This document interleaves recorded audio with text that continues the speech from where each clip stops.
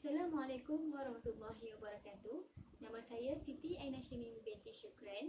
Nama matrik 054467.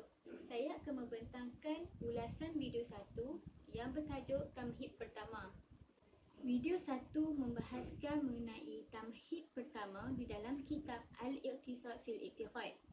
Iqtisad dari segi istilahnya adalah yang sederhana, dan Iqtisad fil I'tiqad bermaksud suatu himpunan akidah yang seimbang dan stabil.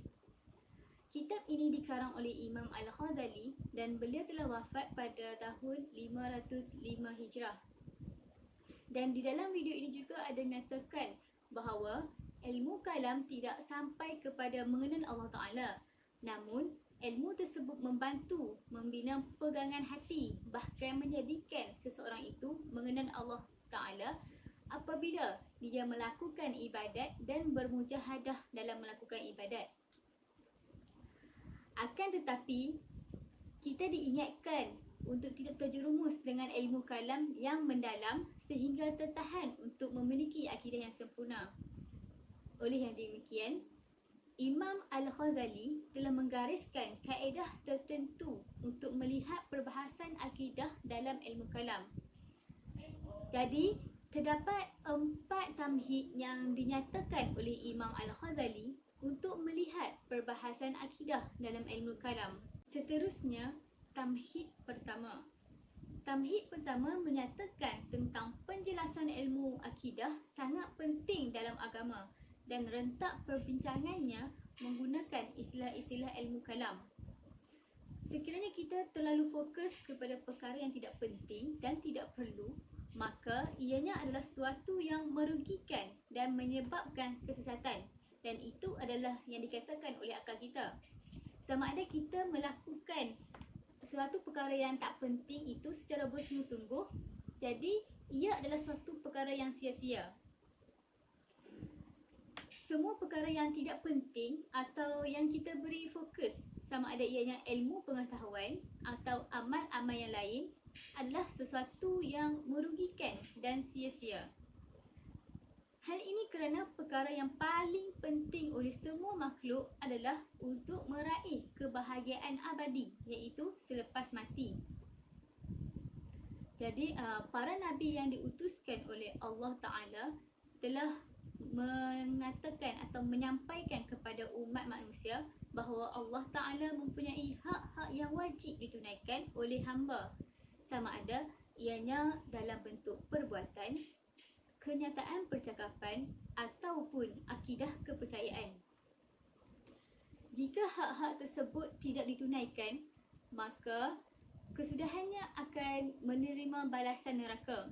Selain itu, orang-orang yang tidak memadai atau mencukupi hanya dengan khabar berita yang disampaikan oleh para nabi dan rasul, maka ianya dikukuhkan lagi dengan memperlihatkan kebenaran kepada mereka dengan perkara-perkara pelik yang berlaku, iaitu mukjizat, yang mana perkara itu tidak mampu dilakukan oleh manusia, serta dengan mendengar perkabaran mengenai mukjizat melalui perbahasan mutawatir itu, maka mereka ini merasa percaya akan perkara tersebut.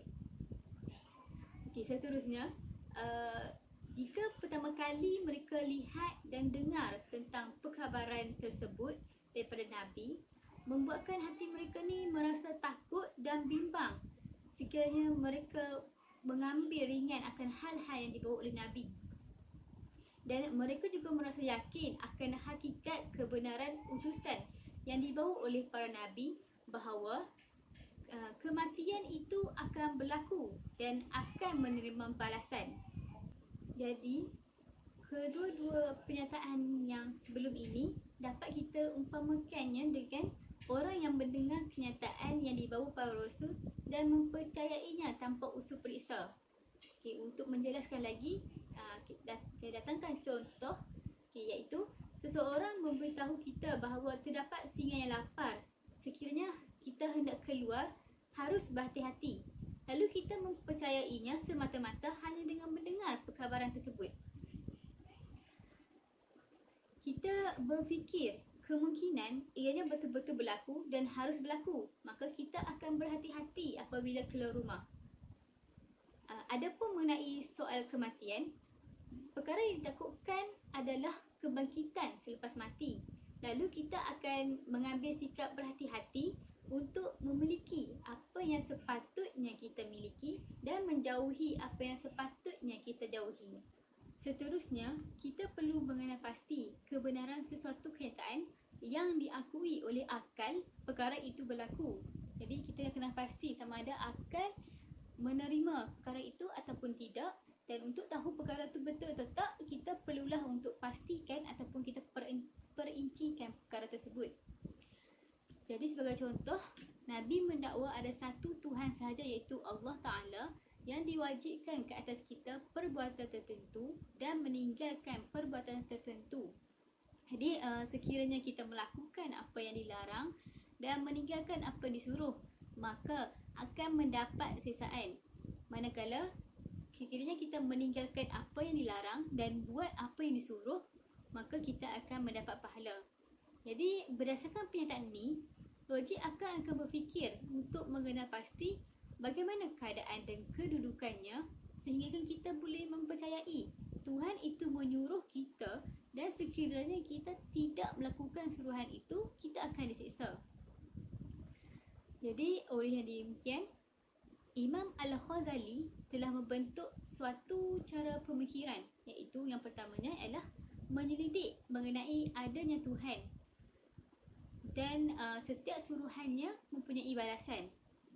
Kalau kita lihat ada Tuhan, maksudnya kita nak tahu sama ada Tuhan tu ada ataupun tidak, dan suruhan sama ada kita melakukannya atau tidak melakukannya akan ada balasan yang kita terima.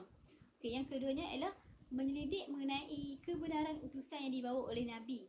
Jadi utusan Nabi ni kita nak tahu betul ke dakwaan dia tu seorang Nabi yang diutuskan. Jadi kita nak tahu apa yang dibawanya itu adalah benar ataupun tidak, jadi kita perlu selidik benda tu. Okey, oleh itu orang yang berakal mesti jelas kefahaman mereka mengenai perkara ini dan mereka akan lebih berhati-hati. Akhir sekali, apabila kita sedar akhirat adalah lebih utama, maka kita akan merasa segala urusan dunia adalah sesuatu yang remeh dan tiada apa-apa jika dibandingkan dengan kehidupan di akhirat. Jadi, orang yang berakal ini akan melihat akibat kesudahan hidupnya berdasarkan perkara yang dilakukannya di atas dunia, dan dia tidak akan terpedaya dengan sesuatu yang segera dihadapinya. Oleh itu, ilmu akidah adalah perkara yang penting untuk dipelajari bagi menegakkan dan menguatkan burhan ataupun bukti atau dalil-dalil yang yakin yang tiada keraguan padanya. Maka dari situ akan timbullah satu kesimpulan yang yakin. Itu sahaja daripada saya. Sekian, terima kasih.